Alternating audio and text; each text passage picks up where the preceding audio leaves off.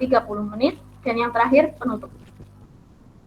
Baiklah, marilah kita buka acara ini.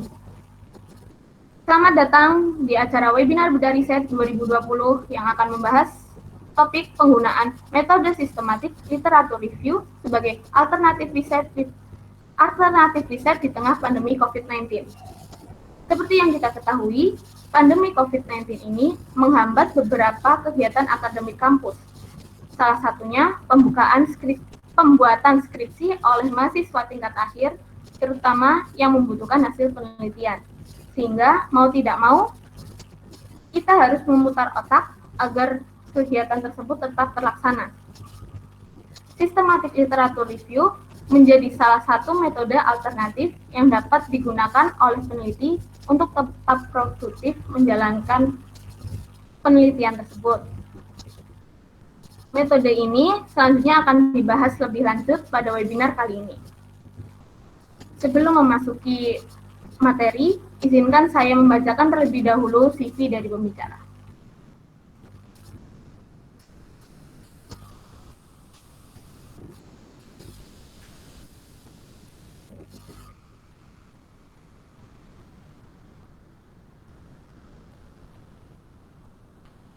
Pembicara kali ini akan diisi oleh Ibu Nia Kurnia Solihat dengan posisi sebagai staf akademik di Farmasi Unsur, member dari Ikatan Apoteker Indonesia, dan sekretari dari Research Ethnic Committee.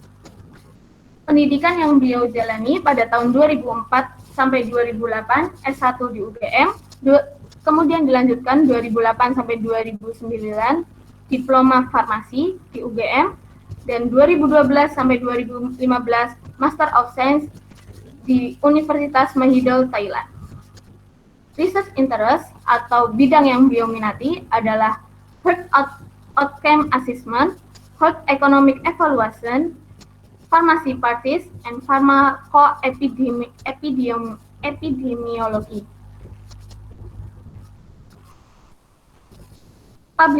Publik yang beliau publik terbaru saat ini adalah pada tahun 2020, Health-Related Quality of Life Among Patients Undergoing Chronic Disease Management. Seminar dan workshop terbaru, yaitu pada Juli 2019, The Third International of Health Science in Purwokerto, Indonesia. Work in progress-nya salah satu adalah Patient Willigans of for Pharmacists Provided Chronic Disease Management in Indonesia. Dan yang terakhir adalah beasiswa yang pernah beliau dapatkan pada 2018, Director General of Research for Science, Technology, and Higher Education, Scholarship of Short Course in Coventry University, UK. Sekian pembacaan CV beliau. Langsung saja untuk mempersingkat waktu, dipersilahkan kepada Ibu Nia Kurnia untuk menyampaikan materi.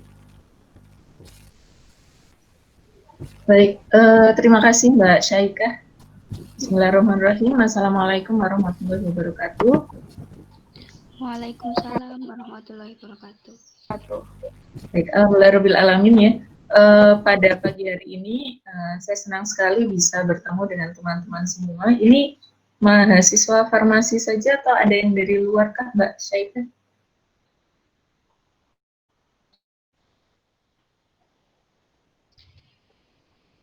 Masih di mute ya? Maaf Bu, kemarin ada satu dari Universitas Brawijaya mendaftar. Oke, baik. Jadi topik pada pagi hari ini yang akan saya sampaikan adalah systematic review ya. Ini sepertinya angkatan 2017 ya? Atau ada yang di bawah 2017? 2018, Bu. 2018 ada ya? Wah, luar biasa ini. Baik. 2019 juga ada. Oh, 2019 juga ada. Baik, semoga bisa memberikan wawasan ya, atau bisa membantu begitu dalam rangka penyusunan skripsi ya. Baik, saya akan share screen-nya ya Mbak ya. Baik, Bu.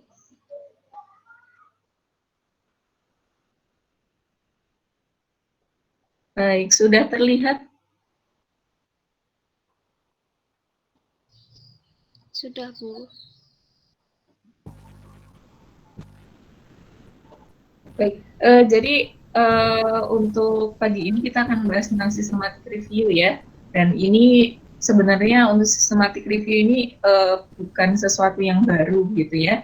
Hanya saja karena pandemi gitu sehingga pamornya ini menjadi naik gitu ya. Sebelumnya ada angkatan 2016 yang mencoba untuk membuat systematic review, tapi oleh komisi skripsi ini belum diperbolehkan ya.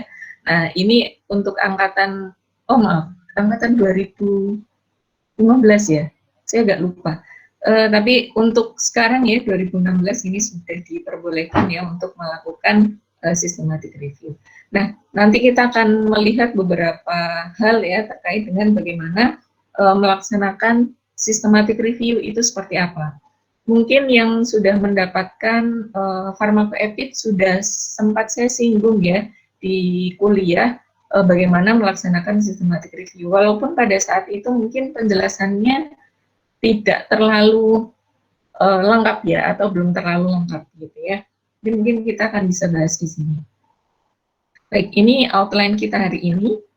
Kita akan masuk ke apa itu systematic review ya. Nanti Anda boleh langsung bertanya ya kalau saya terlalu cepat menjelaskan atau ada yang kurang dimengerti begitu ya. Jadi apa itu systematic review? Systematic review ini kita akan mengumpulkan ya semua bukti ilmiah yang sesuai dengan kriteria yang sudah kita buat untuk menjawab pertanyaan penelitian yang spesifik yang sudah kita buat juga. Ya, jadi di dalam systematic review itu menggunakan metode yang sistematik ya. Jadi kalau systematic review itu ada metodologinya yang harus kita lakukan ya.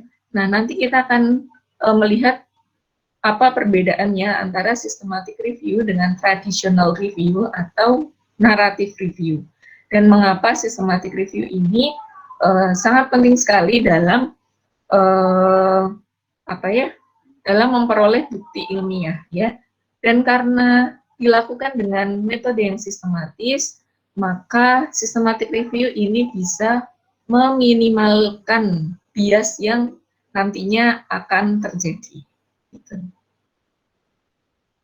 Jadi kurang lebihnya seperti ini ya, systematic review itu adalah rangkuman dari beberapa literatur yang menggunakan metode yang eksplisit dan sistematis untuk meminimalkan bias. Jadi ada beberapa hal yang harus Anda perhatikan, terutama di bagian metode ketika melakukan systematic review ini. Kemudian systematic review ini dilakukan berdasarkan pencarian literatur yang menyeluruh. Artinya ketika Anda melakukan systematic review, maka Anda tidak boleh hanya menggunakan satu database saja. Kalau Anda hanya menggunakan satu database saja, maka namanya bukan systematic review lagi. Ya. Walaupun untuk S1 tetap boleh ya, tidak harus systematic review atau menggunakan banyak database gitu. Saya pikir satu database saja juga boleh gitu ya kalau untuk level S1.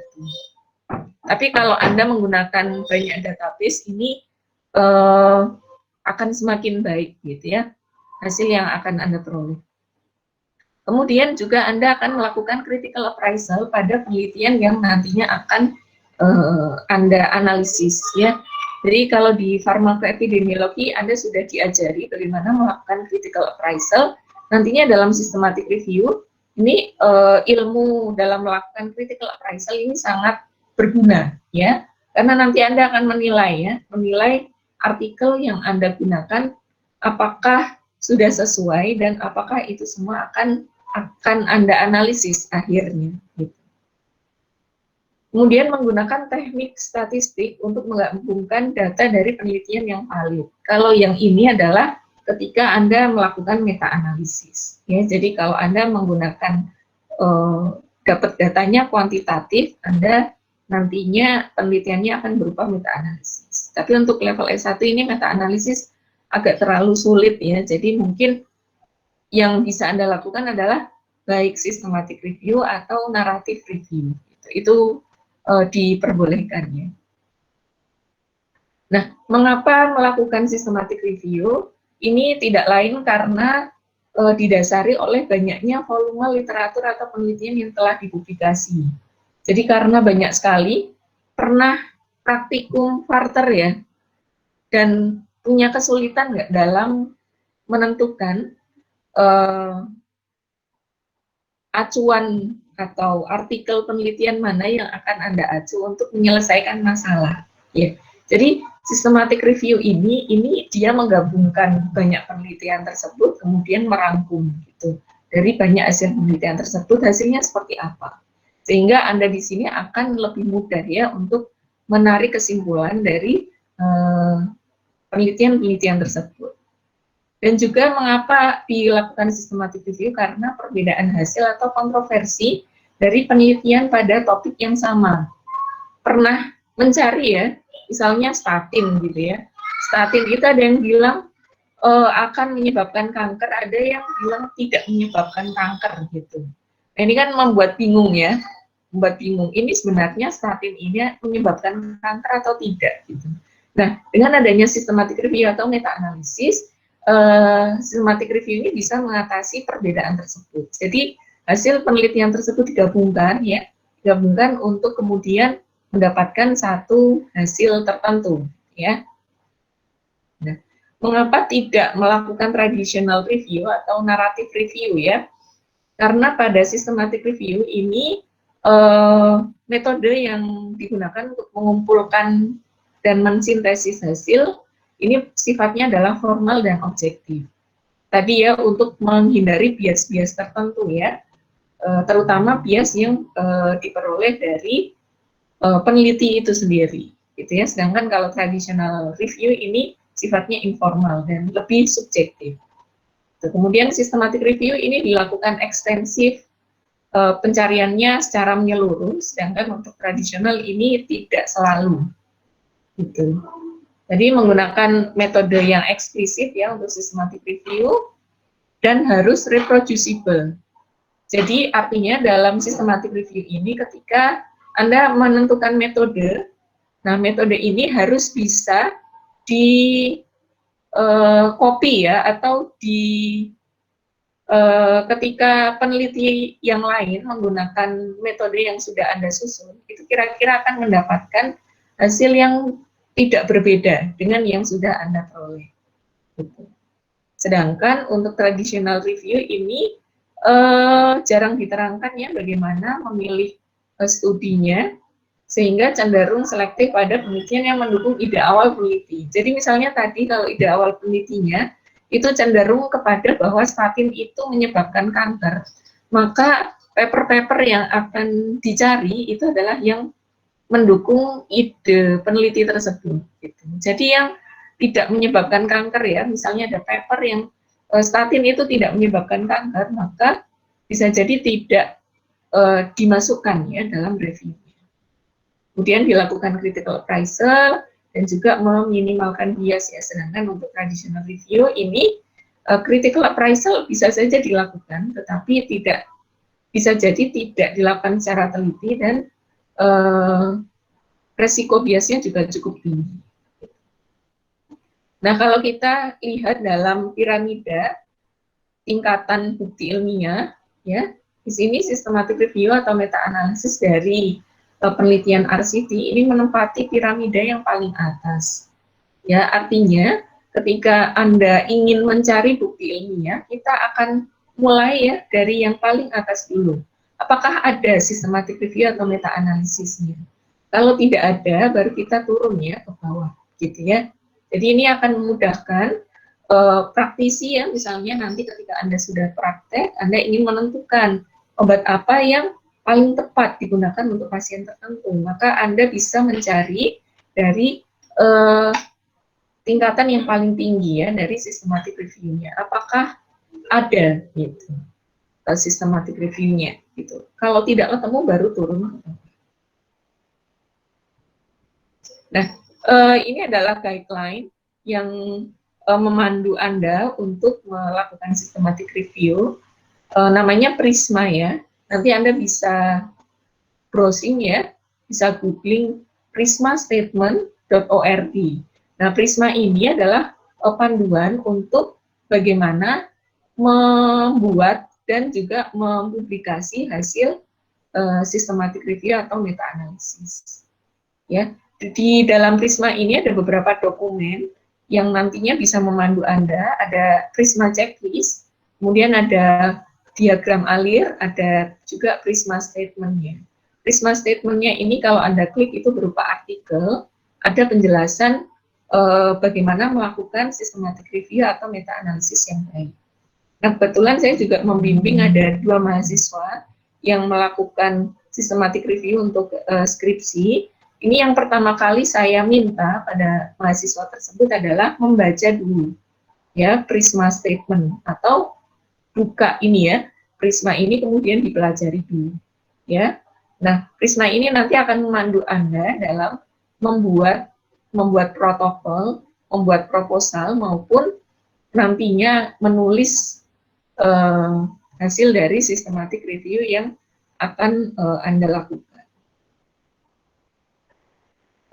Yang pertama ini ada Prisma P checklist ya. P ini di sini adalah protokol ya, protokol untuk melakukan systematic review atau meta analisis. Jadi seperti penelitian lainnya, protokol dalam melakukan systematic review itu sangat penting ya. Jadi yang pertama kali harus Anda lakukan ketika akan menggunakan systematic review ini adalah membuat protokolnya dulu. Nah, protokolnya itu apa? Harus terdiri dari beberapa hal yang ada di sini. Kalau saya mungkin tidak selengkap ini ya, biasanya judul, kemudian tujuan penelitiannya apa, atau pertanyaan reviewnya apa, kemudian masuk ke metodenya ya, kriteria pencariannya apa saja, sumbernya dari mana, strategi pencariannya seperti apa gitu. Nah, itu harus ada dalam protokol Anda. Kalau dalam penulisan skripsi, maka bagian-bagian yang harus ada dalam proposal skripsi itu sudah Anda lakukan ya. Nah, kira-kira ini yang sudah dikeluarkan oleh Fikes ya. Nanti mohon dikoreksi apabila ini ada kesalahan, tapi ini yang saya dapatkan kemarin seperti ini. Jadi paling tidak nanti mengandung ada judul ya, judul penelitian yang akan Anda lakukan apa, kemudian latar belakang biasa ya, ini seperti proposal pada umumnya. Yang sedikit berbeda mungkin adalah di bab 3 ya, bab 3-nya berbeda ya. Jadi dalam penulisan skripsi nanti ada desain penelitian apa, nanti bisa Anda tuliskan systematic review atau narrative review atau literatur review juga tidak masalah. Kemudian kriteria literaturnya seperti apa. Nah, di kriteria literatur ini meliputi kriteria seleksi, baik itu kriteria inklusi atau eksklusi, kemudian sumber informasinya Anda peroleh dari mana, database yang Anda gunakan itu dari mana saja, kemudian ada alur penelitian ya. Alur penelitian ini mencakup apa yang tahapan yang akan Anda lalui dalam melakukan penelitian tersebut. Kemudian metode pencariannya seperti apa, termasuk di sini adalah keyword ya, atau kata kunci yang akan Anda gunakan dalam mencari literatur.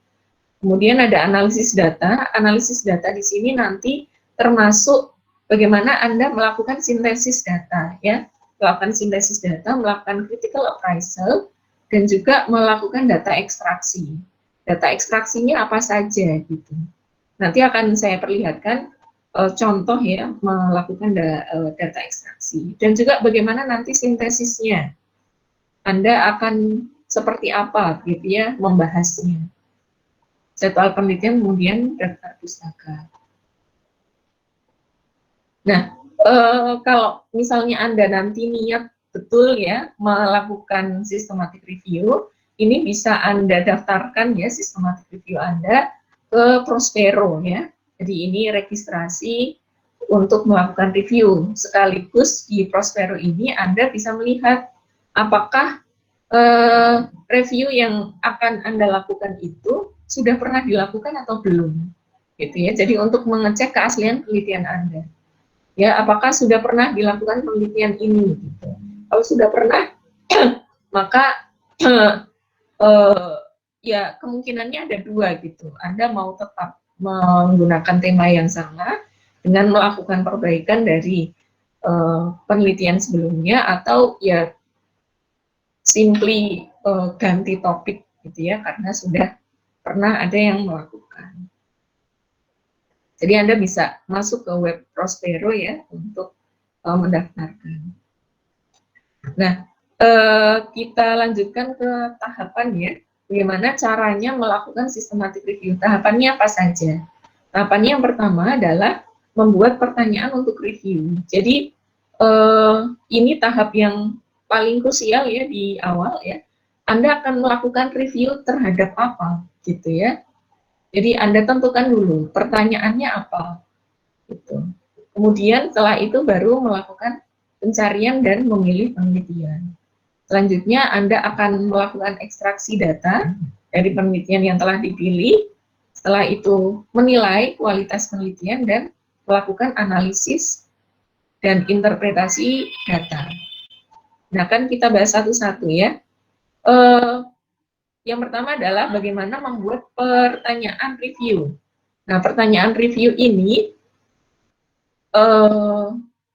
ada panduannya ya, kalau dalam Prisma ya, panduannya kurang lebih ini ya, kita pakai PICO ya.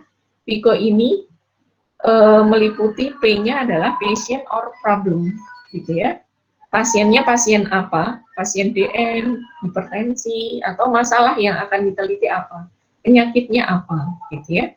Kemudian I-nya adalah intervention. Intervensi yang akan dilihat itu apa? Itu terapi ya, obat ya, bisa jadi obat atau treatment tertentu. Itu pakai teknologi tertentu. Kemudian C-nya adalah comparison. Pembandingnya apa?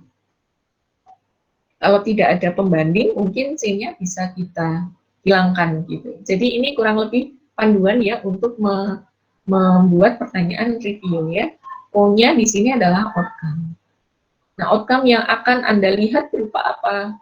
Apakah berupa tekanan darah, apakah berupa data kepuasan, kualitas hidup, dan sebagainya. Gitu. Nah, ini paling tidak bagian PICO ini yang harus ada dalam pertanyaan review. PICO ini juga bisa Anda tambah dengan T, ya, time. Time-nya kapan gitu ya? Anda akan melakukan review dalam jangka waktu berapa lama gitu. Kalau dari PICO sendiri paling tidak 10 tahun terakhir ya, yang Anda gunakan ya, paper yang Anda masukkan dalam review. Kemudian S-nya adalah setting atau study design. Settingnya misalnya Anda memilih hanya di Indonesia saja, maka Anda masukkan dalam pertanyaan review. Atau study design-nya Anda hanya melihat penelitian yang RCT saja, yang randomized control trial. Anda tidak memasukkan penelitian cohort di situ. Maka Anda masukkan ya dalam pertanyaan review. Jadi kalau dalam Prisma, ya, Prisma statement ini, pertanyaan review ini nantinya akan diterjemahkan dalam tujuan penelitian. Dalam tujuan penelitian itu harus memuat statement yang jelas dan concise. Concise itu padat gitu ya, dari tujuan penelitian, ya, yang tadi sudah Anda peroleh dari PICO ini ya, ini. Dan idealnya dibuat dalam satu kalimat saja untuk tujuan penelitian atau pertanyaan review dari systematic review ini. Contohnya, misalnya ya, ini yang sudah dilakukan ya ini sedang dilakukan ya, belum selesai. Ini misalnya untuk mengevaluasi kepatuhan minum obat pada pasien hipertensi di Indonesia. Gitu. Jadi dibuat dalam satu kalimat utuh ya. Jadi untuk mengevaluasi kepatuhan minum obat pada pasien hipertensi di Indonesia. Atau contoh yang lain, ini outcome yang dilihat banyak, sehingga Anda cukup pakai koma ya di sini untuk mengetahui apakah vitamin C ini menurunkan atau mengurangi insidensi, durasi, atau keparahan dari common cold ketika digunakan baik sebagai suplemen setiap hari atau sebagai terapi pada saat onset dari common cold tersebut. Gitu. Jadi ini dibuat dalam satu kalimat yang dalam single sentence gitu ya, sebaiknya seperti itu. Ini yang pertama adalah membuat pertanyaan review. Kemudian yang kedua yang harus Anda lakukan ketika sudah membuat pertanyaan review adalah mencari artikel ya. Di mana mencari artikel? Nah, tipsnya adalah kita gunakan banyak sumber dan kita mulai dengan yang menghasilkan hasil yang paling banyak. Kita bisa pakai electronic database ya, seperti Medline atau Embase. Hanya saja kalau Embase ini kebanyakan berbayar ya, walaupun Medline atau PubMed juga beberapa berbayar gitu. Kemudian Anda bisa pakai Cochrane Control Trial Register ya, CCTR. Kemudian Anda juga bisa checking reference list. Jadi kalau paper ya, itu kan ada daftar pustaka ya, reference di bagian akhirnya. Nah, itu Anda bisa juga baca dari situ. Nanti Anda bisa ketemu ya, oh iya ya ada artikel seperti ini gitu. Ini saya juga pernah melakukan pencarian seperti ini. Kemudian hand searching dari jurnal atau conference atau identifikasi unpublished tadi, ini mungkin agak sulit ya, karena alasan kemudahannya ini mungkin agak sulit kalau dilakukan secara online, atau personal communication with expert in field. Jadi ini juga mungkin nanti agak sulit untuk dilakukan. Walaupun mungkin juga, tapi yang biasanya dilakukan hanya mencari di database yang online ya. Mungkin videonya itu yang apa? Sudah diambil itu dari karena kan ada beberapa yang mungkin sudah punya apa namanya video yang bukan ekstraknya dia. Baik, Tapi ini saya lanjutkan ya Mbak Syaikah ya. Ya, ini beberapa link database yang bisa Anda akses ya. Biasanya database utama untuk melakukan pencarian di bidang sains ini Anda bisa pakai PubMed Science ini Anda bisa pakai PubMed atau Scopus ya. Hanya saja kalau Scopus ini agak sulit diakses kalau institusi kita ternyata unsur belum langganan ya ke Scopus, sehingga ini mungkin tidak menjadi pilihan. Science Direct juga agak sulit gitu ya. Jadi mungkin yang bisa kita akses adalah PubMed atau ya minim-minimnya adalah Google Scholar gitu ya. Atau ProQuest ini masih bisa diakses, atau Cochrane Collaboration ini juga masih bisa. Jadi kemarin ada juga mahasiswa yang menggunakan ini ya, Cochrane Collaboration ini. Selain itu ada berapa ya, ada Embase, cuma tadi ya Embase itu kebanyakan berbayar, atau kalau yang dari keperawatan bisa pakai Sinal ya, pakai Sinal, atau bisa pakai dari SCI ya, Science Citation Index gitu ya. Ada berapa database yang bisa Anda gunakan kalau Anda mau melakukan systematic review yang berbahasa Indonesia. Anda bisa mencari di portal Garuda atau bisa cari di Neliti ya. Neliti itu database penelitian yang diterbitkan di Indonesia. Nah, bagaimana melakukan pencarian di PubMed ya? Ini Anda bisa gunakan pertanyaan pencarian dan juga menggunakan keyword. Nah, keywordnya bagaimana cara menyusunnya? Biasanya kita ambil dari Pico ya. dari Biko. Nah, ini butuh keterampilan khusus sebenarnya ya untuk melakukan pencarian gitu. Kalau menurut saya ini bagian tersulit ya dari systematic review gitu. Jadi menemukan kata kunci yang pas yang digunakan untuk melakukan pencarian. Dan sampai nanti ketika Anda mencari itu hasilnya terlalu banyak atau terlalu sedikit. Kalau terlalu banyak nanti akan artinya pertanyaan Anda tidak cukup spesifik gitu. Atau kalau terlalu sedikit bisa jadi pertanyaan atau keyword yang Anda gunakan itu terlalu sempit gitu. Jadi yang paling tidak kalau di PubMed itu Anda cari itu ya ribuan lah, ribuan, nggak sampai ratusan ribu gitu. Karena kalau Anda melakukan pencarian, misalnya Anda cari di PubMed, maka kalau di PubMed kan sudah pernah nyari ya, ada halaman 1 sampai misalnya halaman 25 gitu. Nanti kan keluar ya hasilnya di PubMed gitu ya, 1 sampai 25. Nah, 25 halaman itu harus Anda lihat semua gitu. Jadi tidak boleh dilihat hanya halaman 1 dan 2 selesai gitu, tidak boleh. Jadi kalau mencari di PubMed itu harus Anda cari sampai halaman terakhir gitu. Karena pencarian di PubMed ini tidak berdasarkan relevansi. Beda dengan algoritma di Google. Kalau Anda mencari lewat Google Scholar, itu Anda tidak perlu mencari sampai halaman terakhir ya. Jadi kalau nanti sudah mentok ya, ketemu yang sudah tidak relevan, kira-kira 10 halaman gitu, nah itu Anda bisa menyetop ya pencarian tersebut. Jadi untuk masing-masing database ini punya algoritma sendiri dan nanti bisa dicari ya karakteristiknya seperti apa. Di Scopus juga seperti itu, hampir sama dengan PubMed, jadi Anda harus lihat semua halamannya, ya judulnya harus dilihat dulu. Nah, ini kalau hasilnya terlalu banyak, nanti akan Anda akan lelah sekali gitu ya, melihat semua halaman tersebut. Gitu. Kemudian tips yang lain adalah Anda bisa menggunakan tanda hubung, bisa pakai and, or, atau not ya.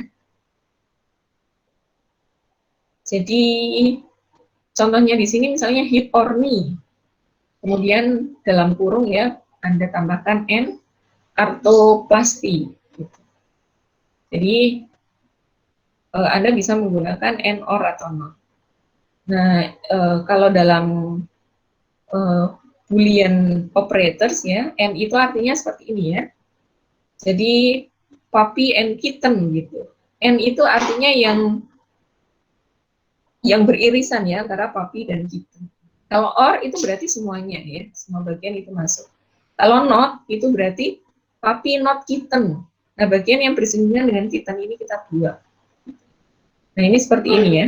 Jadi Anda nanti bisa melakukan pencarian berdasarkan atau menggunakan kombinasi and, or, atau not. Dan jangan lupa kalau or itu nanti silahkan pakai dalam kurung ya. Dalam kurung. Kalau nggak ada dalam kurungnya, ini terutama di PubMed ya, nanti akan sulit sekali melakukan pencarian. Kemudian Anda bisa pakai tanda bintang ya, atau wildcard ya. Kalau Anda pakai tanda bintang di sini artinya kalau disease ya, disease gitu. Nah ini sudah mencakup diseases dan disease saja. Jadi untuk yang jamak maupun yang single itu nanti bisa masuk dalam pencarian. Atau diabetes gitu ya.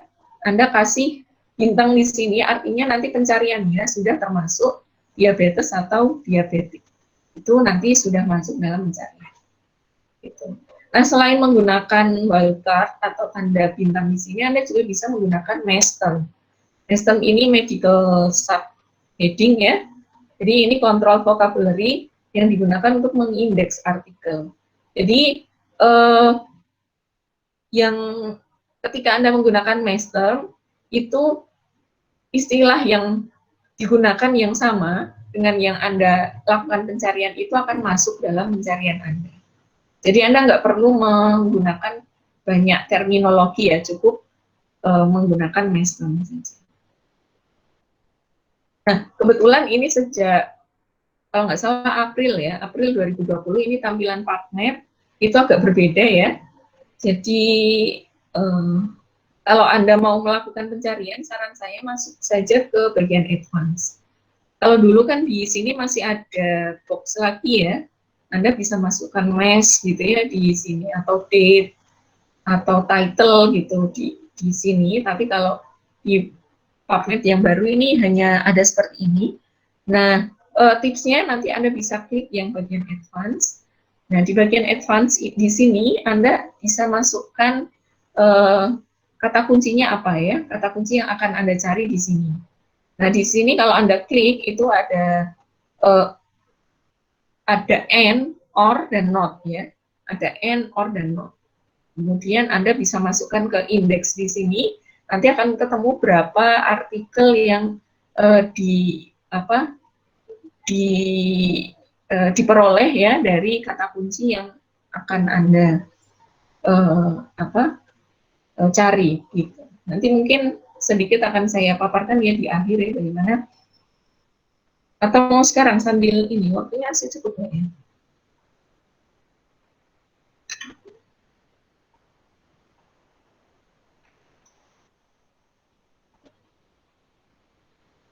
Baik, masih terlihat nggak ya layar saya ya, Mbak Syaika?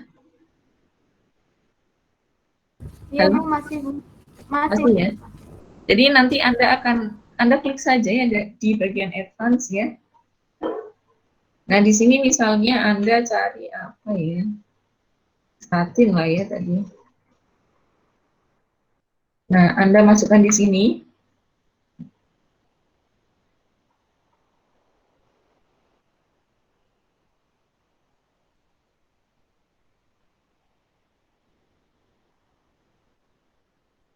Nah, kalau add to history, nanti Anda akan memperoleh ya, kalau Anda masukkan keyword statin, ini Anda akan mendapatkan 57.500 sekian artikel. Gitu. Nah, nanti tinggal Anda lakukan modifikasi ya, misalnya cancer. Nah, masukkan ya. Terlihat nggak? Itu cuma terlihat slide PPT. Oh, slide PPT ya sebenarnya.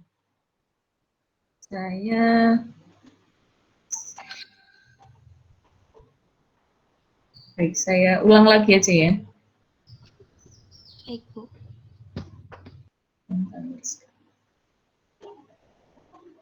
Baik.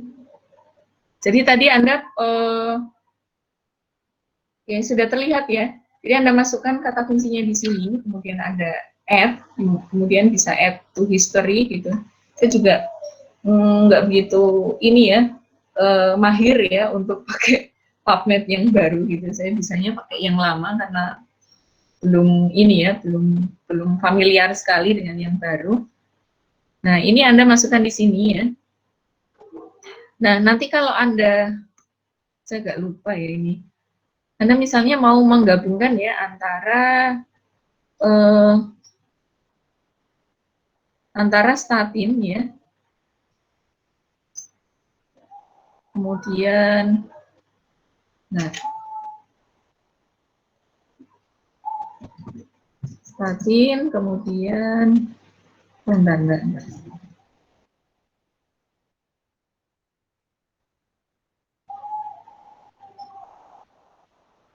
Nah, ini Anda bisa gabungkan di sini ya.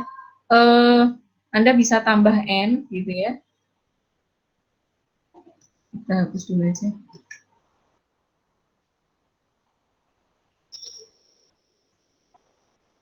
Ini nanti akan masuk di sini ya. Kemudian Anda bisa tambahkan ya. Misalnya Anda mau cari hubungan antara statin dengan kanker gitu ya. Nah, ini seperti ini. Nah, kalau menggunakan kata kunci ini, statin dan cancer, ini Anda akan ketemu hasil 4.691. Gitu ya. Jadi kalau Anda, di sini ada historinya ya, Anda bisa lihat. Kalau hanya pakai cancer saja, nanti hasilnya ada sekitar 4 juta. Ya, ada 4 juta. Tetapi kalau digabung ya, statin dan cancer, kalau N itu kan berarti dua-duanya harus masuk ya. Nah, ini ketemu hasilnya adalah 4.691. Gitu. Nanti kalau Anda mau, sudah yakin dengan kata kunci ini, nanti Anda tinggal klik. Ya, Anda tinggal klik. Nah, tips yang kedua, untuk melakukan systematic review, Anda harus menggunakan reference manager ya. Kalau Anda melakukan pencarian di PubMed, ini sangat mudah sekali. Kalau ini sesuai dengan kriteria inklusi, ya. Jadi yang pertama kita lakukan adalah screening dari judulnya dulu. Kalau sudah ketemu, itu kita screening dari judul. Ya, dari judul akan kita screening. Oh, yang pertama oke, masuk, yang kedua juga masuk, gitu ya. Nah, ini nanti kita akan cari sampai ke halaman terakhir. Kita akan cari halaman terakhir, kita tik, gitu ya. Kita tik semua, gitu ya. Nanti Anda bisa masukkan ke bibliografi. Atau bisa masuk ke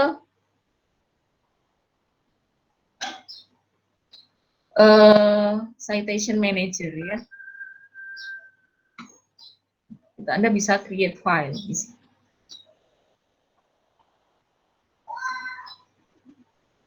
Gitu. Jadi ini sangat mudah sekali ya untuk menggunakan ini. Jadi kira-kira begitu ya. Nah, setelah itu masuk ke reference manager.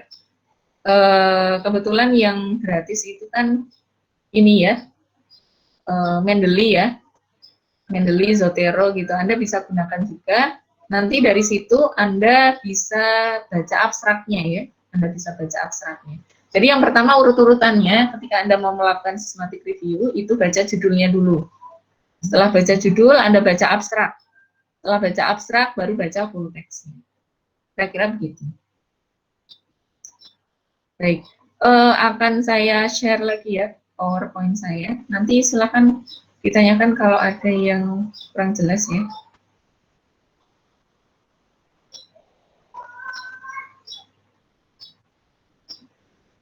Baik. Untuk masing-masing database mungkin cara mencarinya berbeda, tapi karena yang paling banyak digunakan adalah PubMed, ya PubMed punya ini sendiri. Nanti Anda bisa pelajari ya bagaimana cara melakukan pencarian di PubMed. Gitu. Nah, contoh entry terms-nya, kata kunci keyword ya yang Anda masukkan dalam PubMed, contohnya seperti ini.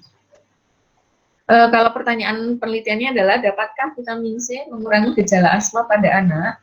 Maka Anda bisa gunakan misalnya anak ya, anak itu bisa children atau infant. Ya, Anda bisa kasih dalam kurung, kemudian N asma.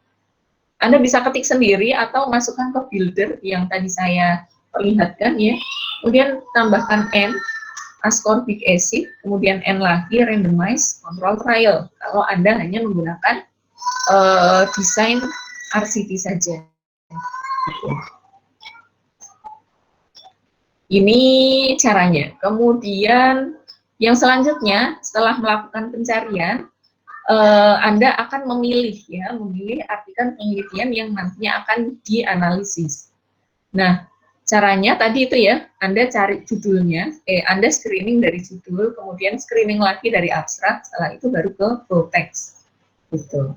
Nah, nanti ketika Anda akan melakukan screening itu, Anda catat ya, ketika ada penelitian yang dieksklusi atau dikeluarkan. Gitu. Jadi dicatat. Tipsnya lagi dalam melakukan systematic review ini, Anda harus mendokumentasikan kegiatan pencarian dengan baik, gitu ya. Jadi harus dicatat ya kapan melakukan pencarian, misalnya di PubMed itu tanggal berapa dapat berapa artikel, gitu. Di Google Scholar tanggal berapa dapat berapa. Itu harus dilakukan secara didokumentasikan dengan baik. Gitu ya. Jadi tentukan apakah penelitian tersebut memenuhi kriteria inklusi dan catat alasan ketika melakukan eksklusi. Kemudian apakah keputusan yang diambil itu reproducible, ya. Nah, tahunnya reproducible itu dilakukan oleh minimal 2 independent review authors. Kalau di dalam skripsi berarti mahasiswa dengan dosen pembimbing. Jadi untuk systematic review ini peran dosen pembimbing akan sangat besar sekali karena juga melakukan hal yang sama dengan mahasiswa, gitu ya. Jadi independent review author ini adalah masing-masing melakukan pencarian ya. Jadi bukan sebelahan gitu. Kamu dapat berapa gitu ya? Oh, aku dapat ini. Oh ya udah, aku ngikut ya. Tidak seperti itu. Jadi masing-masing melakukan pencarian, kemudian hasilnya nanti dibandingkan. Nah, hati-hati dengan duplikasi studi karena Anda menggunakan banyak database, maka bisa jadi ada beberapa artikel yang sama, ya. Nah, itu yang sama itu harus dibuang. Dan didokumentasikan ada berapa yang duplikasi. Selanjutnya tadi ya, gunakan reference manager software, bisa EndNote, kalau EndNote berbayar mungkin agak sulit ya. Anda bisa pakai Mendeley atau Zotero atau reference manager yang lain. Karena melakukan systematic review tanpa menggunakan reference manager software ini akan sangat sulit sekali. Gitu. Kemudian Anda import hasil pencariannya, kemudian cari dari tadi ya judul, kemudian abstrak, kemudian baru full text. Nah setelah itu Anda nilai full text berdasarkan kriteria yang sudah Anda buat. Nah ini requires judgment yang lebih dari satu reviewer ya. Jadi Anda lakukan nanti bersama-sama dengan dosen pembimbing. Bukan bersama-sama ya, artinya dosen pembimbing juga mencari gitu ya, Anda juga mencari atau menilai ya, nilai. Kalau misalnya ada yang tidak sesuai gitu ya, nah ini mungkin butuh reviewer ketiga untuk menyelesaikan masalah tersebut.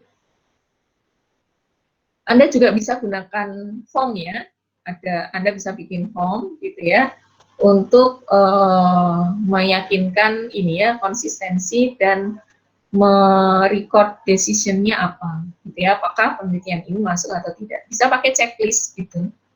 Anda buat kriteria inklusinya apa saja, Anda checklist. Oh kalau checklist semua full, maka ini masuk. Kalau ada yang tidak, berarti ini exclude. Ini akan memudahkan Anda ya dalam menulis ya atau menulis hasilnya. Nah, selanjutnya adalah melakukan data ekstraksi. Nah, yang diekstraksi itu tidak hanya tanaman saja ya, tapi data di systematic review ini bisa diekstraksi ya. Ekstraksi yang pertama biasanya adalah data bibliografiknya, yaitu penulisnya siapa, judulnya apa, tahun publikasinya berapa, gitu ya. Kemudian studi karakteristiknya. Nah, biasanya ini paling banyak ada di bagian metode. Ya, desainnya apa atau metodenya apa, partisipannya bisa meliputi jumlah, prosentase, diagnosis dan sebagainya. Intervensinya apa? Yang digunakan X-ray, MRI, atau obat. Pembandingnya apa gitu ya, placebo misalnya, outcome-nya apa yang diukur, apakah mortalitas, HbA1c, tekanan darah dan sebagainya gitu. Anda buat tabel ya, di Excel lebih mudah ya, Anda buat tabel gitu ya untuk data ekstraksi ini. Kemudian hasilnya apa, study result-nya apa gitu ya, mean-nya SD atau SE atau dichotomous outcome ya, misalnya jumlah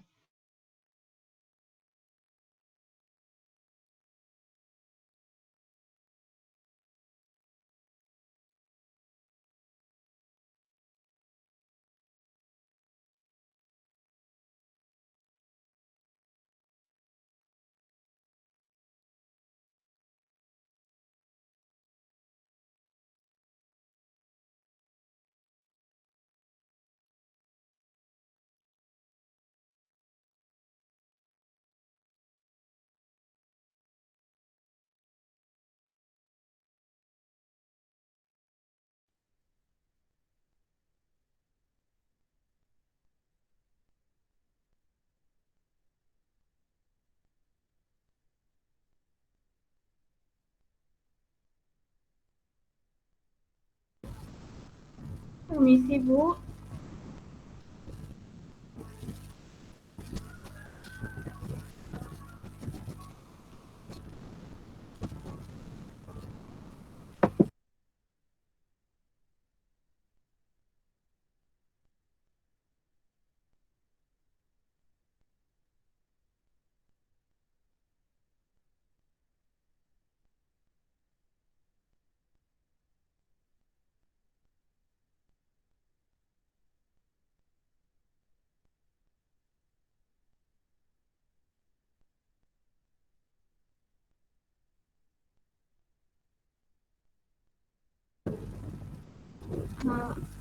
Peserta mohon ditunggu sebentar, sepertinya izinnya lift karena mungkin gangguan.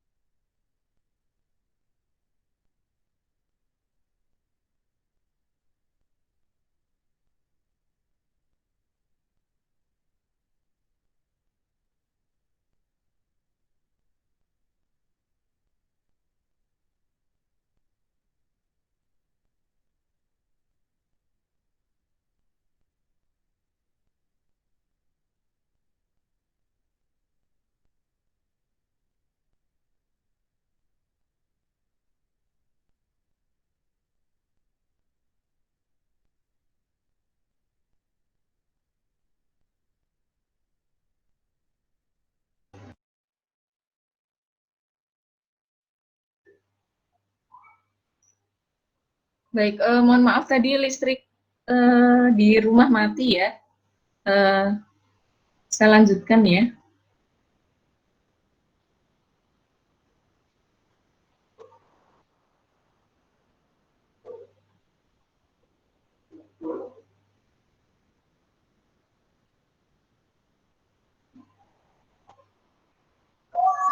Baik, sudah bisa melihat slide saya?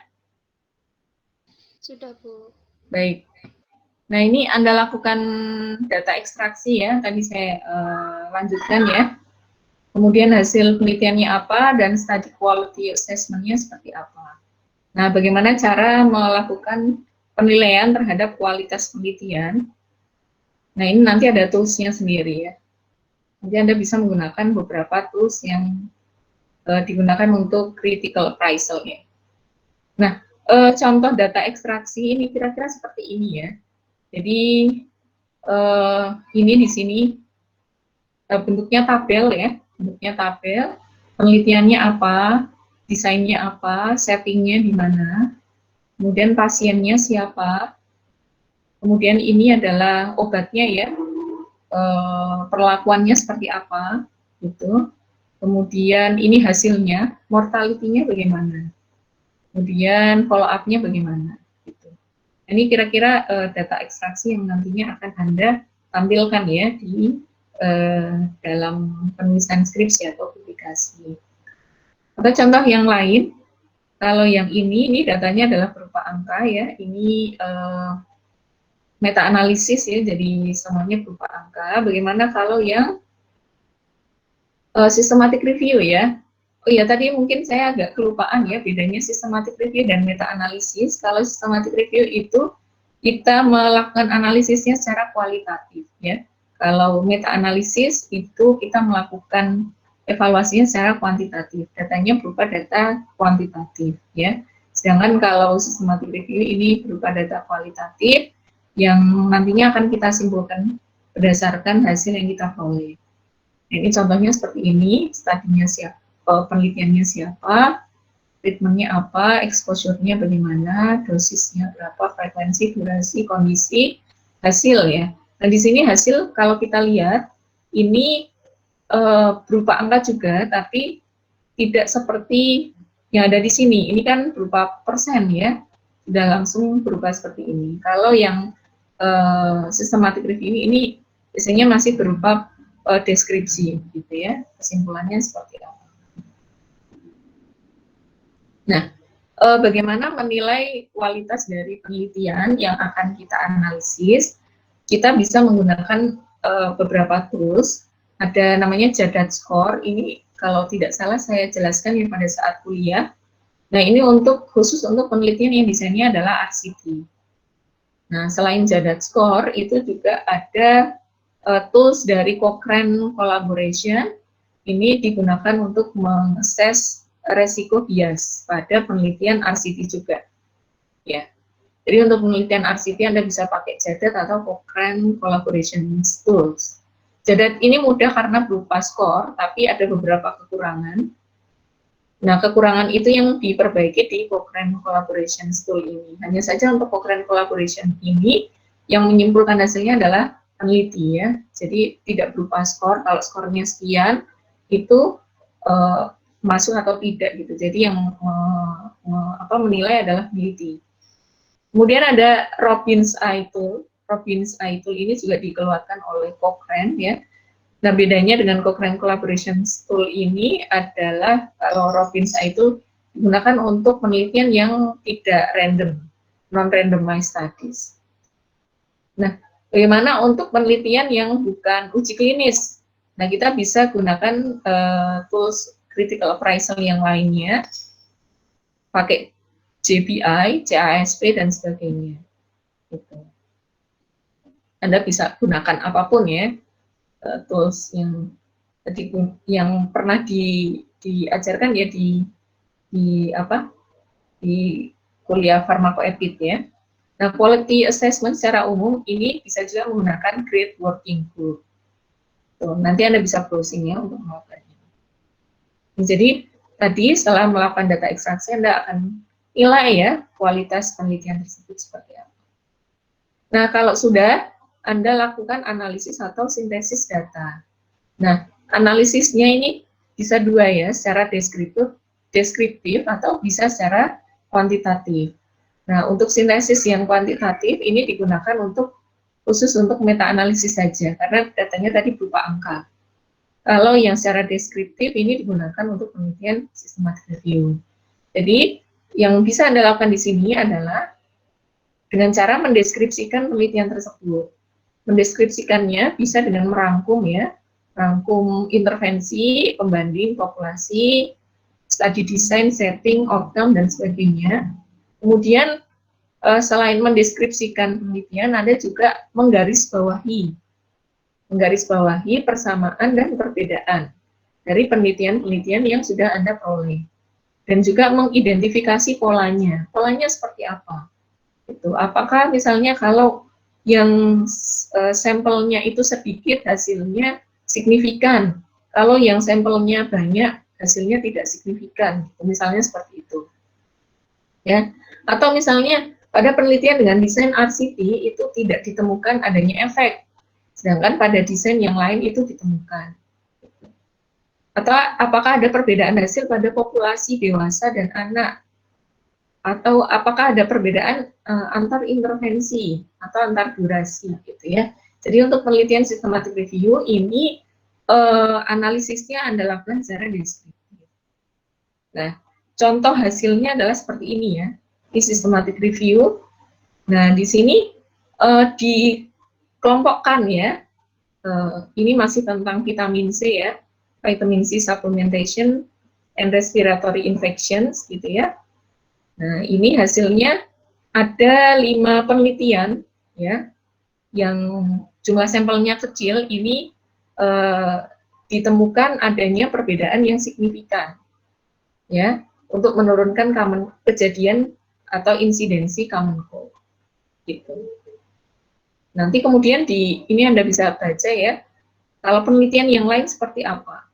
Nah, ini kira-kira seperti itu ya. Dari dari 8 penelitian, gitu ya. Dari 8 penelitian ternyata ada 5 penelitian yang 5 small trials ya, yang hasilnya itu signifikan. Jadi kalau systematic review, hasil yang ditampilkan adalah berupa data kualitatif ya. Mungkin berbeda dengan yang meta-analisis ya. Kalau meta-analisis ini mungkin bisa dikelompokkan gitu, untuk bisa dilihat pool RR-nya seperti apa.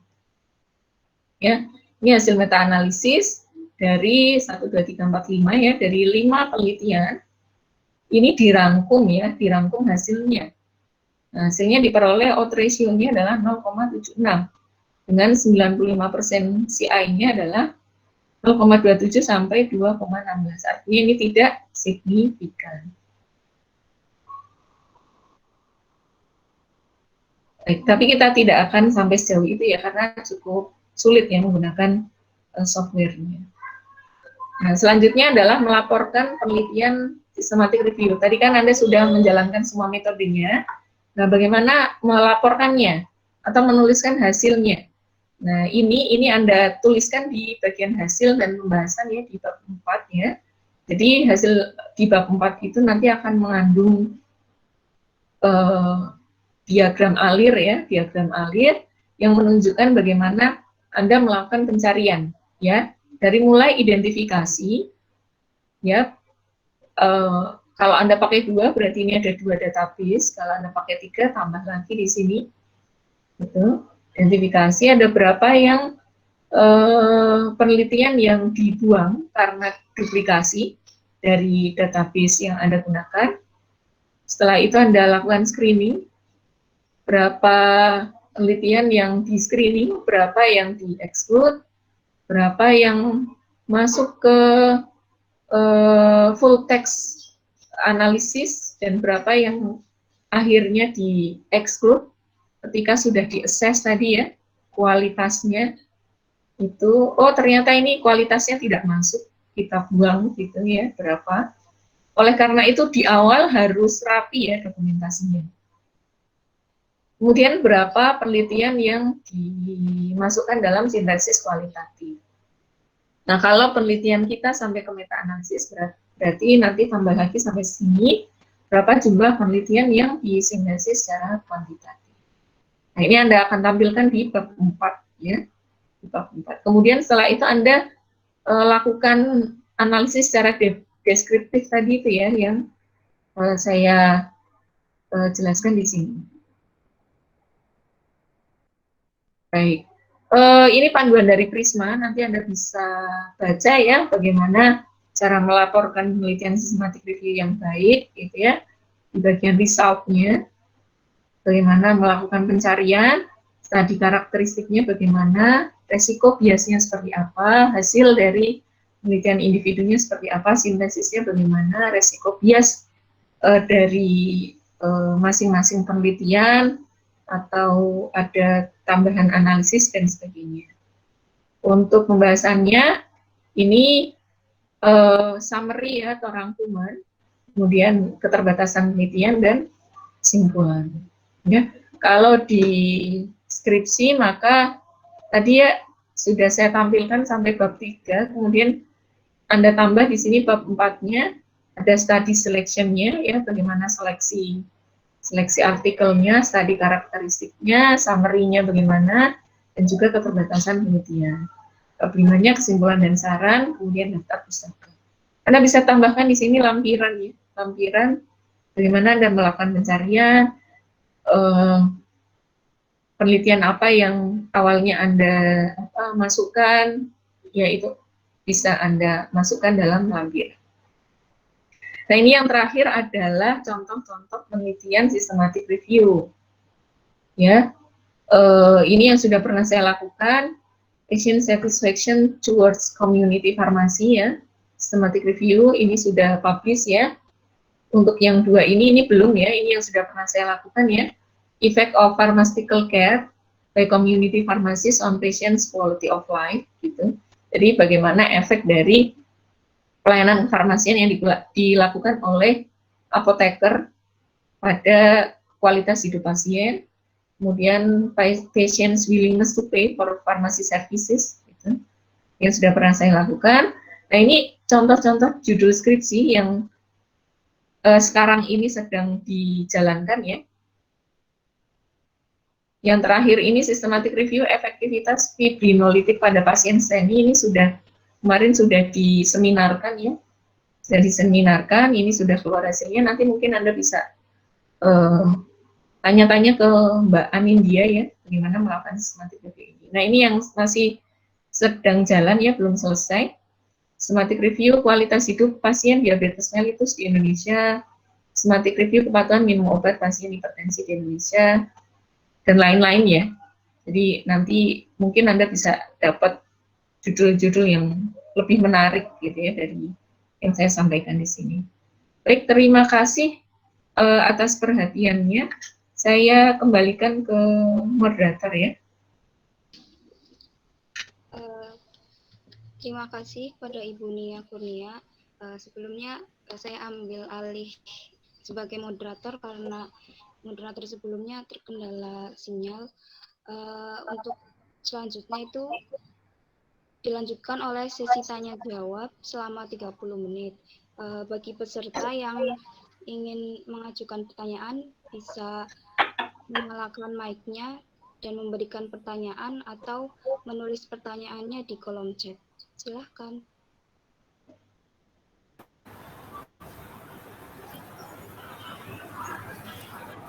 Saya Kartika Ningrum, izin bertanya Bu.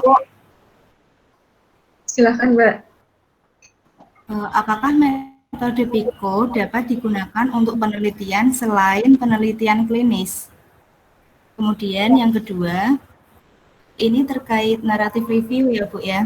Untuk desain metode naratif review, apakah pencariannya direcord juga seperti SR? Lalu di dalam naskahnya itu ditulis kayak jumlah database-nya itu kita gunakan apa aja, terus misal dari PubMed kita dapat berapa jurnal, dari ScienceDirect dapat berapa jurnal, seperti itu. Terima kasih Bu. Baik, terima kasih Mbak Kartika Ningrum. Ini langsung dijawab atau bagaimana Mbak Faradina? Bisa langsung dijawab. Baik, tadi yang pertama, oh iya, tadi mungkin saya terlupa ya untuk menjelaskan di awal. Untuk systematic review yang modelnya seperti ini biasanya digunakannya adalah settingnya adalah di farmasi klinik gitu ya, atau komunitas gitu, atau yang sosial gitu. Untuk bidang farmasi yang lain seperti teknologi itu mungkin agak berbeda ya bagaimana melakukan systematic review-nya gitu. Jadi mungkin kalau bidang yang lain lebih cocoknya malah ke naratif review gitu ya. Naratif review tapi ketika dilakukan dengan baik saya kira hasilnya juga nanti bisa baik juga ya Mbak Kartika Ningrum ya. Kalau misalnya Anda tertariknya di bidang teknologi farmasi gitu ya, nanti Anda ketika melakukan pencarian itu sebisa mungkin tidak subjektif ya. Jadi Anda sudah punya tujuan penelitian atau pertanyaan review. Nah, pertanyaan review itulah yang nantinya akan Anda temukan ketika melakukan pencarian ya. Jadi tadi ya tidak subjektif ya, Anda stick pada protokol Anda gitu, sehingga kalau bisa ya tetap di record ya, misalnya Anda cari paper ini dari mana itu tetap bisa Anda lakukan, walaupun nanti dalam penulisannya akan sedikit berbeda dengan ketika Anda menggunakan metode systematic review gitu. Dan untuk PICO ini sebenarnya tidak mutlak ya, ada beberapa variasi lainnya selain PICO ya, sayangnya tidak saya tampilkan di sini. Nah, itu nanti bisa Anda sesuaikan dengan pertanyaan review Anda gitu. PICO itu kan sebenarnya sebagai panduan ya, Tapi kalau misalnya Anda tertarik dengan topik yang lain, nanti ketika melakukan pencarian, keywordnya itu bisa Anda ambilkan dari pertanyaan review Anda gitu. Jadi tidak harus dari PIKO saja. Begitu Mbak Kartika Ningrum. Apakah menjawab?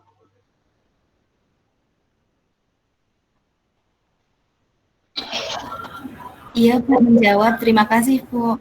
Baik, sama-sama.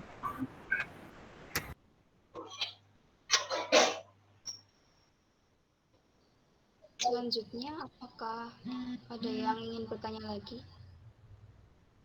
Saya langsung menyalakan mic atau menulis di kolom chat.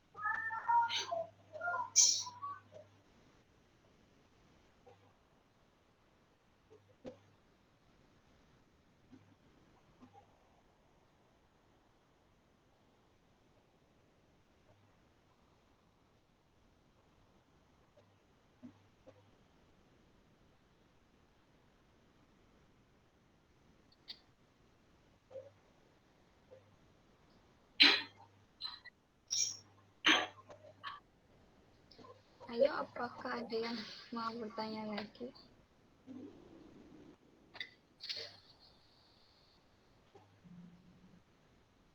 Baik, silakan ditanyakan ya. Semester depan kan sudah mulai ngambil skripsi ya.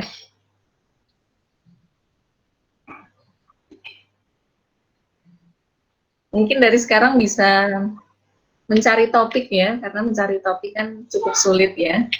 Jadi Anda bisa mulai dari mencari topik, cari topiknya bagaimana, dengan cara banyak membaca ya, banyak membaca penelitian-penelitian yang sudah ada gitu. Nanti Anda bisa cari celahnya ya, oh penelitian ini ternyata kurang di sini gitu. Nah, itu yang kita isi, celah-celah di situ. Bisa seperti itu. Ini cukup simple ya, systematic review ini hanya saja memang butuh ketekunan gitu ya, butuh endurance yang luar biasa karena Anda bekerjanya di depan laptop gitu. Dan harus teliti ya. Oh, ini ada pertanyaan Bu dari Kabita. Izin bertanya, apa keuntungan melakukan systematic review bagi CPO?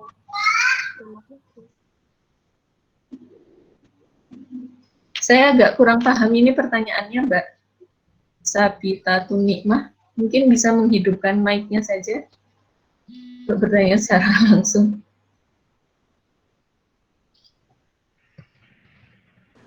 Assalamualaikum. Waalaikumsalam. Saya izin bertanya, jadi keuntungan dari melakukan systematic review bagi si penulis systematic review itu apa ya, Bu? Selain untuk melakukan akhir misal skripsi. Seperti itu, Bu. Oh, keuntungannya ini dari segi apapun itu ya? Keuntungannya bagi penulis itu sendiri, Bu. Misal apakah dia mendapatkan suatu kayak seperti hadiah atau apa gitu, Bu? Hadiah dari? Ya, kan misalkan menulis systematic review itu kan kelihatannya rumit, susah gitu ya, Bu. Lalu kenapa seorang harus melakukan systematic review? Nah, itu keuntungannya seperti apa bagi si penulis review itu? Tadi itu ya, karena berdasarkan latar belakang mengapa harus ada systematic review itu ya. Tadi saya jelaskan di awal bahwa karena banyak sekali gitu penelitian yang sudah dipublikasi gitu ya. Dan penelitian yang banyak itu bisa jadi hasilnya berbeda-beda. Nah, karena hasilnya berbeda-beda dan jumlahnya sangat banyak, maka kita buat systematic review itu untuk merangkum penelitian-penelitian yang sudah ada ya. Karena kalau tadi kita lihat di piramida tingkatan bukti ilmiah, systematic review ini kan tingkatannya di paling atas gitu ya. Artinya kalau orang ingin mencari sesuatu tentang suatu topik, yang mereka cari pertama kali adalah tentang systematic review atau meta analisis gitu. Jadi biasanya mereka akan cari langsung di systematic review atau meta analisis. Kalau ada, maka itu akan digunakan gitu. Jadi ya tadi keuntungannya mungkin penelitian kita akan memudahkan ya, memudahkan orang lain untuk membuat kesimpulan gitu.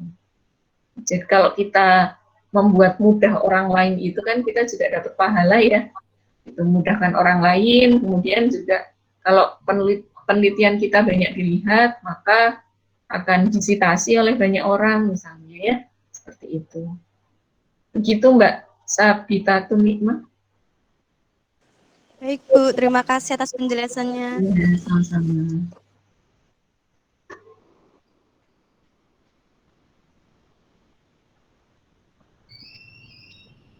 Iya, ada pertanyaan lagi dari Mbak Akmarina Tami.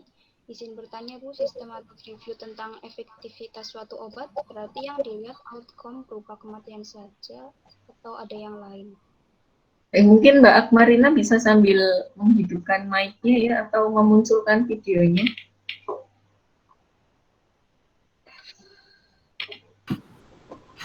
Oh iya Bu, saya Akmarina ingin bertanya, kalau misalnya mengenai efektivitas suatu obat, nah itu yang dilihat outcome kematiannya saja atau ada pertimbangan seperti outcome lainnya, misal kalau obat diabetes kan ada HbA1c, itu sebaiknya bagaimana Bu? Baik, itu sangat tergantung dengan penyakitnya ya Mbak ya. Jadi problem yang ingin diatasi itu apa gitu. Jadi obat itu untuk mengatasi apa gitu ya, dan problem apa yang ingin ditangani atau yang ingin Anda lihat dari penyakit itu gitu. Jadi ini akan sangat tergantung sekali ya. Jadi kalau obat diabetes biasanya outcome-nya adalah HbA1c gitu. Nanti mungkin di semester 7 ya, di farmakoekonomi akan dijelaskan ya beberapa outcome kesehatan ya. Outcome kesehatan itu ada outcome klinis, ada outcome humanistik, dan juga outcome ekonomi. Nah, outcome klinis ini kan ada beberapa ya, ada outcome yang endpoint gitu, atau yang outcome yang sifatnya hanya perantara. Nah, itu akan sangat tergantung sekali dengan tujuan penelitian kita. Kita akan melihat hanya satu outcome saja, atau kita juga melihat outcome yang lainnya. Gitu. Misalnya kalau stroke ya, stroke itu outcome-nya kan banyak sekali ya. Outcome-nya banyak sekali. Nah, itu yang akan kita lihat outcome yang mana. Apakah kekambuhan saja, apakah tingkat kematian, atau bisa jadi penurunan tekanan darah, itu kita anggap sebagai outcome gitu. Itu akan sangat tergantung dengan ini ya, pertanyaan review kita gitu Mbak Akmarina. Jadi kemarin ada yang melakukan systematic review tentang fibrinolitik pada STEMI ya, pasien STEMI. Itu dia bahas semua outcome yang ada di situ. Semua outcome yang tampil ya, atau yang dihasilkan dari penelitian yang di review gitu, Mbak Akmarina. Oh iya Bu, baik Bu, terima kasih banyak. Ya. Jelas ya Mbak Akmarina ya, semoga menjawabnya. Iya Bu, sudah jelas.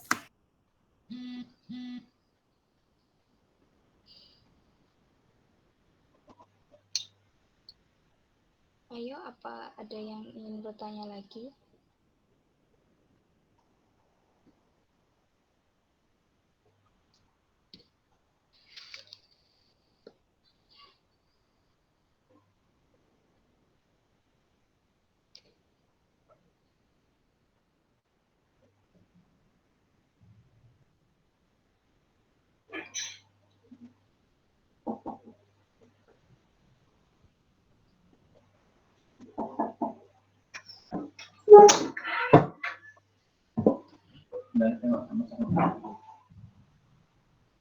Mungkin saya tunggu sampai 2 menit.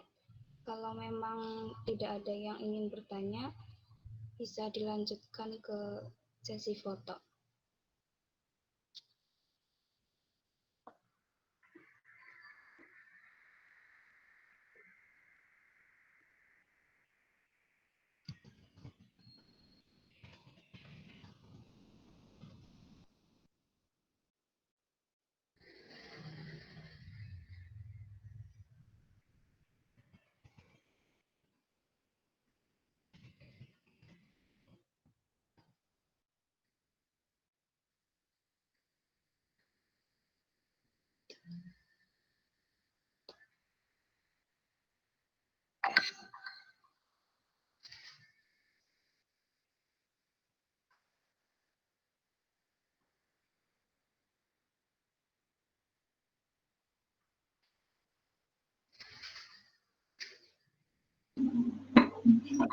Baik, silakan kalau ada yang ingin bertanya ya.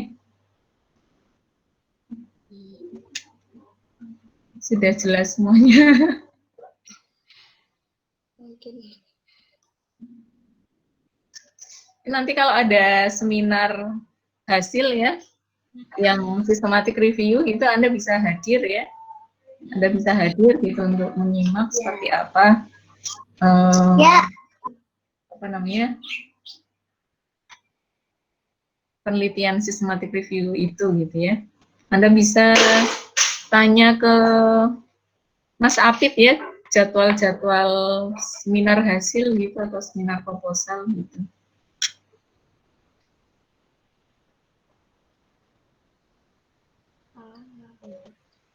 baik, mungkin sudah ada lagi yang bertanya ya. Kita lanjut ke sesi foto bersama ya. Bisa menyalakan kameranya.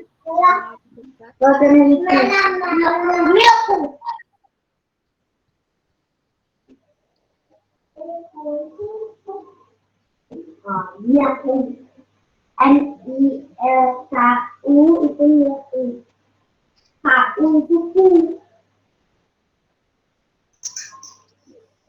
Ayo, on cam.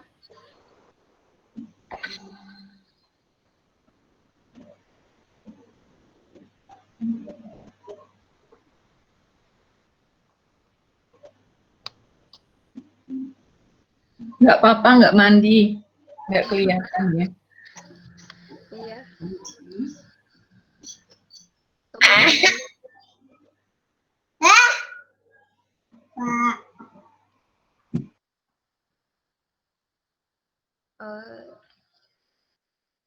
Mungkin seadanya dulu. Cuma beberapa yang on cam. Ya, 1, 2, 3. Ya. Terima kasih. Baik, kami ucapkan terima kasih pada Ibu Nia Kurnia yang telah memberikan banyak ilmu kepada kita semua. Semoga ilmu yang didapat bisa bermanfaat.